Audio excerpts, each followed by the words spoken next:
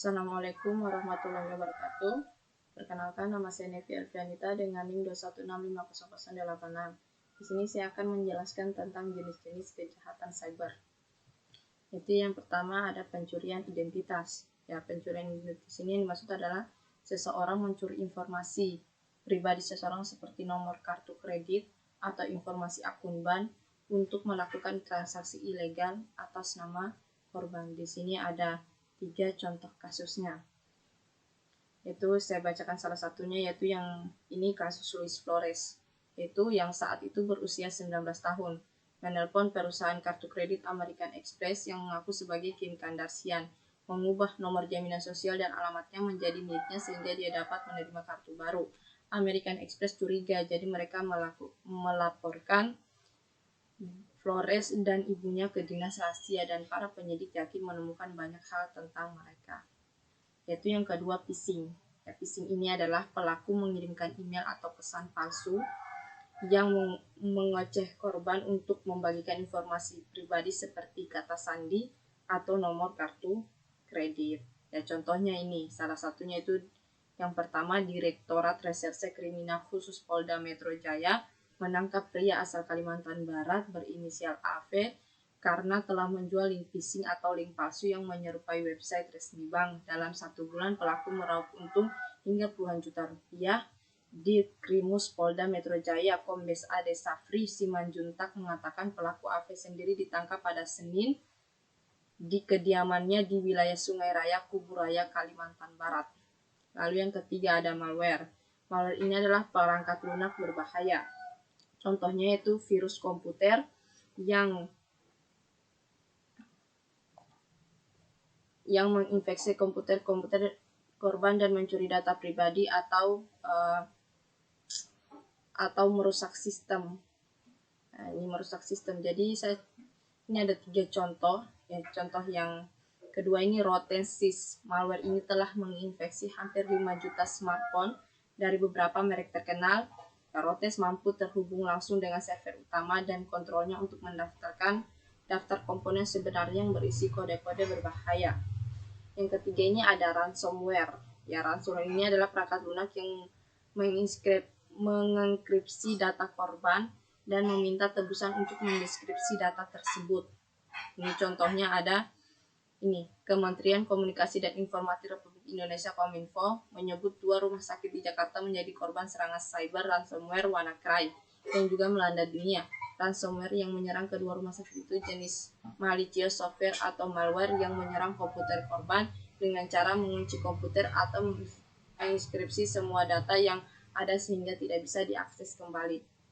Yang kelima, peretasan atau hacking, yaitu pelaku meretas situs web atau jaringan perusahaan untuk mencuri data atau merusak sistem. Yaitu salah satunya yaitu ini, peretasan situs BPJS Kesehatan.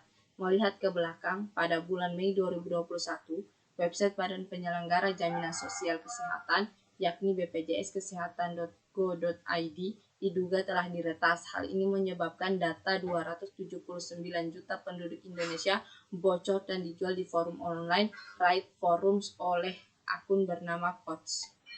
Lanjut, ini ada yang nomor 6 yaitu DDoS, yaitu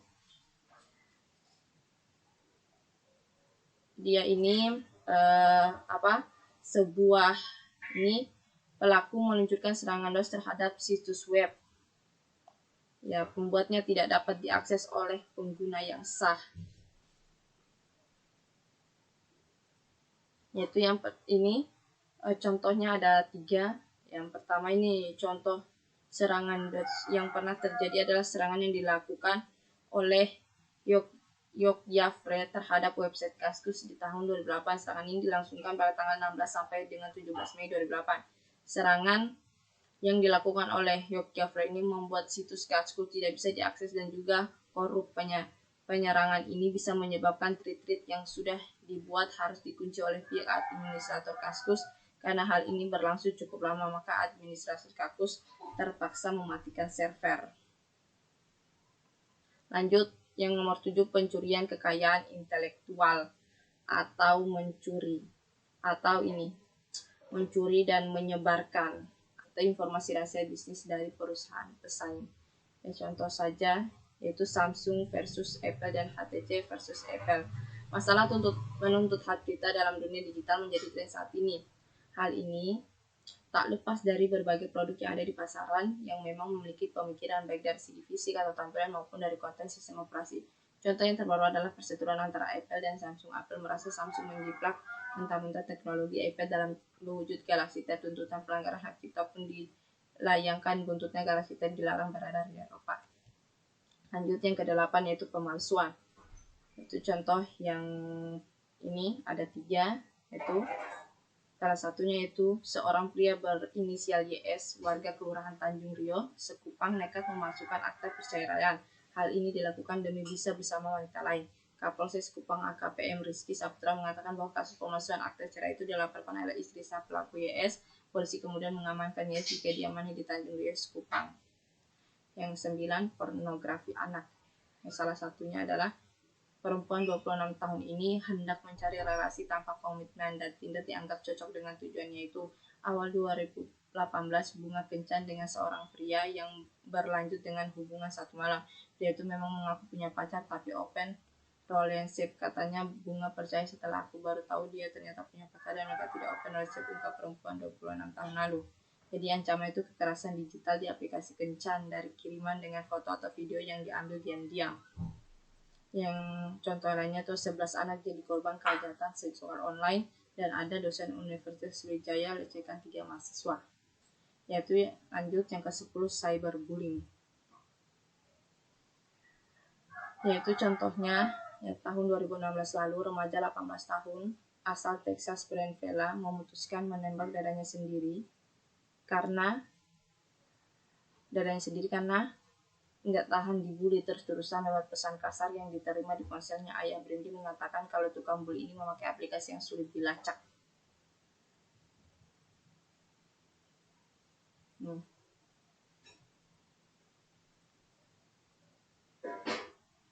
Lanjut yang ke-11, penyebaran informasi palsu. Yaitu yang pertama ada hoax virus COVID-19, ada kasus Yana Supratna, ada kasus Audrey. Kalau kasus Yana Supriyatna ini, Yana Supriyatna 40 merupakan warga desa Sukajaya, Kecamatan Sumedang Selatan, Kabupaten Sumedang, Jawa Barat yang diketahui menghilang di kawasan Cadas, Pangeran Selasa. 16 bulan 11 2021 malam, Yana baru ditemukan pada hari Kamis. Anehnya, alih-alih di lokasi cadangan Pangeran, Yana justru malah berada di Kabupaten Majalengka. Atas perbuatannya Yana terjerat pasal 14 ayat 2 Undang-Undang Nomor 1 Tahun 1946 tentang penyebaran berita bohong atau kabar yang membuat keonaran. Tidak hanya itu, dirinya juga terancam penjara 3 tahun ini untuk penyebaran informasi palsu. Lanjut ada peretasan email, yaitu ada 3 contohnya dan salah satunya itu email wakil ketua MPR dibajak pinjam 2.850 euro untuk bayar hotel Spanyol. Di era modern, email menjadi sarana berkirim pesan yang praktis dan umum digunakan di semua kalangan. Apa jadinya kalau email dibajak? Wakil ketua MPR RI Lukman Hakim Saifuddin mengalaminya.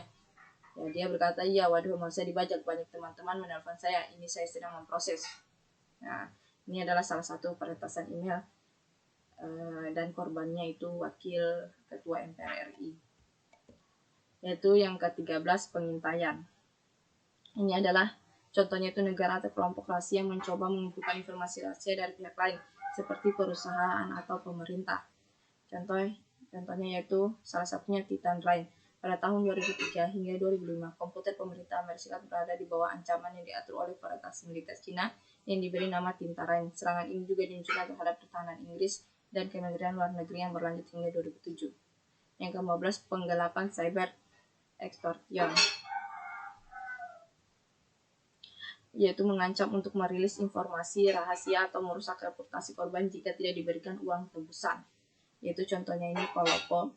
Oknum karyawan perusahaan leasing di Palopo, Sulawesi Selatan, diduga menggelapkan motor nasabah. Polisi saat ini menyelidiki kasus tersebut. Iya, betul, ada laporannya, ujar Kasat Reskrim Polres Palopo itu Alvin kepada Detik Sulsel. Lanjut 15, kejahatan keuangan online. Yaitu contohnya menipu korban untuk mengirim uang atau informasi keuangan melalui metode online yang tidak sah. Yaitu contohnya ini 1, peneror ibu yang bunuh diri ditangkap. Lanjut, yang nomor 16, pelanggaran privasi. Yaitu ini Facebook didenda 69 triliun akibat kasus pelanggaran privasi. Komisi Perdagangan Federal Federal Trade Commission atau FTC menjatuhkan denda sebesar 5 US dollar miliar atau sekitar 69 triliun kepada Facebook. Perusahaan milik Mark Zuckerberg ini dituduh melakukan serangan pelanggaran privasi, salah satunya skandal yang melibatkan Cambridge Analytica. Yang ke-17, pencurian akses, yaitu contoh kasusnya ini dunia perbankan dalam negeri juga digegerkan dengan ulah Stephen Haryanto yang membuat situs asli tetapi palsu layanan perbankan lewat internet BCA lewat situs-situs aspal. Jika nasabah salah mengetik situs asli dan masuk ke situs-situs tersebut, identitas pengguna user ID dan nomor identifikasi personal PIN dapat ditangkap. Tercatat 130 nasabah tercuri data-datanya, namun menurut pengakuan Stephen pada situs Master Web Indonesia, tujuannya membuat situs plesetan adalah agar publik memberi perhatian pada kesalahan pengetikan alamat situs, bukan menggeruk keuntungan. Yang ke-18, kejahatan seksual. Di sini ada 11 anak jadi korban kejahatan seksual. Ada kenal di media sosial siswa SMP jadi korban. Bengkulu Kompas.com, Polres Lebong Bengkulu meringkus YM 18 karena melakukan tindakan asusila pada seorang siswa SMP yang dikenalnya lewat media sosial Messenger Facebook. Pelaku ditangkap polisi pada Rabu tanpa perlawanan. Ironisnya saat ditangkap, YM telah memiliki istri sedang hamil 7 bulan. Karena korban masih di bawah umur, pelaku terancam pidana penjara paling lama 15 tahun atau denda paling banyak 5 miliar.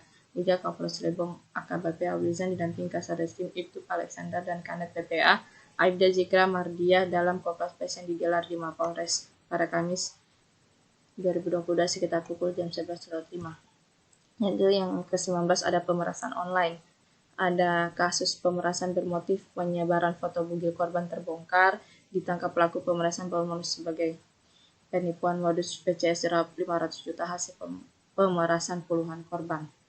Yaitu salah satunya itu pria inisial B, umur 22, asal Riau, ditangkap karena memeras seorang warga Tiga Raksa, Tangerang, Banten dengan modus video call seks.